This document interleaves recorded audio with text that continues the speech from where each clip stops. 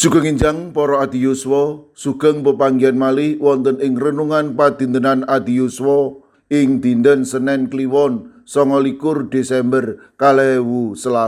Sumangga dinten punika kita nampeni jejer sedaya titah. Para adiyuswa, punapa panjenengan nate mangertos segawon lan kucing ndedonga saderengipun nedha? Kadosipun mukal, nanging ing jaman sakmangke saged kemawon kelampahan menawi segawon lan kucing punika dipun latih. Sedaya titah sami kagungan maneka cara lan basanipun piyambak-piyambak. Tamtunipun estu elok sanget menawi kita saged nglatih kewan punika kangge nindakaken aktivitas sesarengan ugi anggenipun ndonga sarta memuji Gusti mawi cara ingkang unik.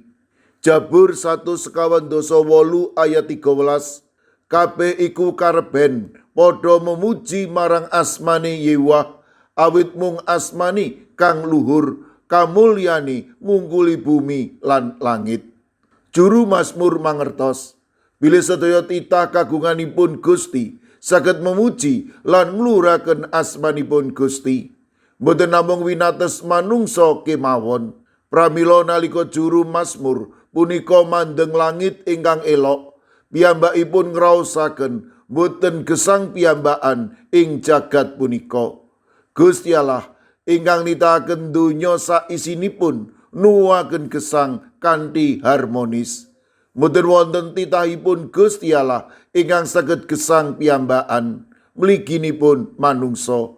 Mestinipun betahaken titah sanesipun. Pramila juru Mazmur ngajak sedaya titah sae ingkang wonten ing langit lan bumi sami ngluhuraken asmanipun Gusti.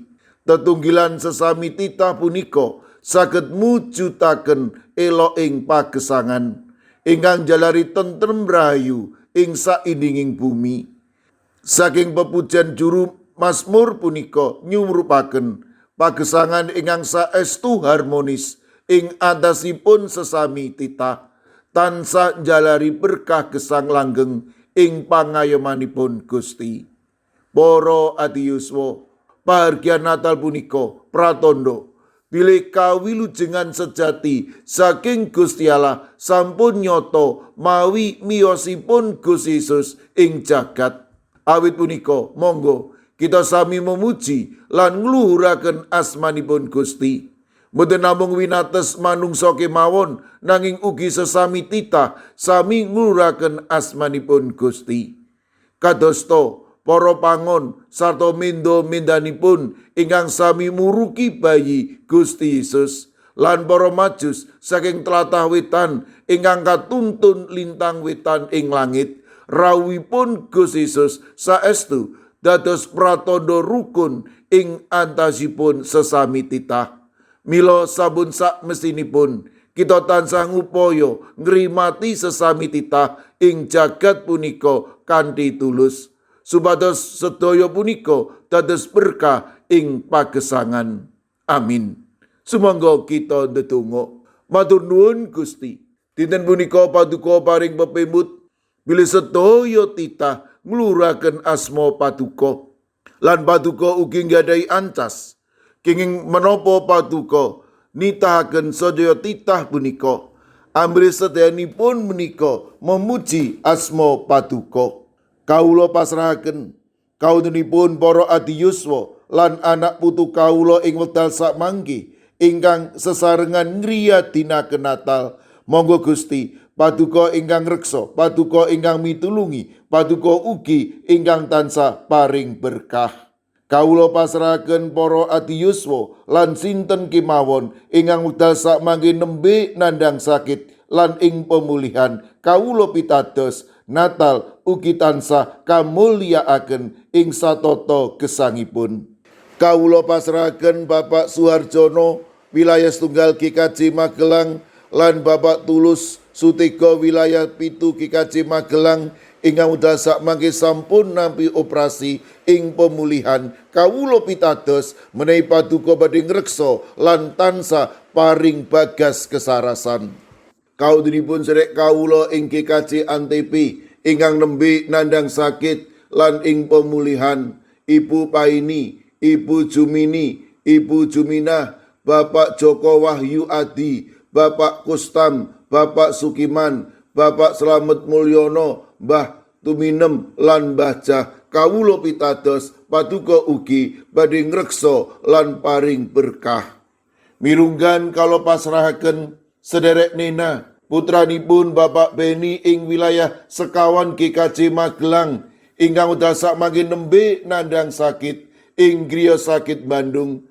Sederek kawula ing GKJ Telepok, kawula pasrahaken Ibu Wirya Sumarto, Bapak Yutam, Bapak Karyadi, kawula pitados paduka ingkang badhe maringi bagas kesarasan sawetawis sederek kawula ing GKJ Pugeran ingkang nembe nandhang sakit, Bapak Winarto, Bapak Minto Taruno, Bapak Bambang Sugiri, Bapak Rakino. Sawetawis sederek kawula ing GKJ Klaten, Bapak Joko Suranto, Bapak Harsono, Ibu Tiwi Bambang Sutomo. Kawula pasrahaken sederek kawula ing GITJ Trangkil, Bapak Ibu Karyo, Bapak Ibu Toyo, Ibu Ngatini, Ibu Nani Cahyono. Monggo Gusti paduka ingkang reksa, paduka ingkang paring pitulung, matemas sederek kawula punika ugi tansah pinaringan bagas kesarasan peparing paduka. Kalau pasrahaken Ibu Wahyuningsih Wakijan wonten ing GKJ Ngablak ingkang udah sakmangke wonten ing pemulihan. Kawula pasrahaken warga GKJ Sragen, Bapak Adi Sungkono, Ibu Astuti Purnaningsih, Bapak Warsito Riyadi, Bapak Suyanto lan Ibu Sumiati. Kawula pasrahaken warga GKJ Magelang, Ibu Ediati Sarmo, Mbak Cilik, Ibu Pratiwi, Bapak Mangku, mekaten ugi Ibu Otnia Ngatius ing Wonosari, Bapak Edi Mursetyo ing GKJ Kabluk, Bapak Yohanes Kuncoro wonten ing GKJ Immanuel Solo, Bapak Wijongko ing GKJ Sedayu, Bapak Sudiat, Bapak Paminto Saputro ing GKJ Wedi.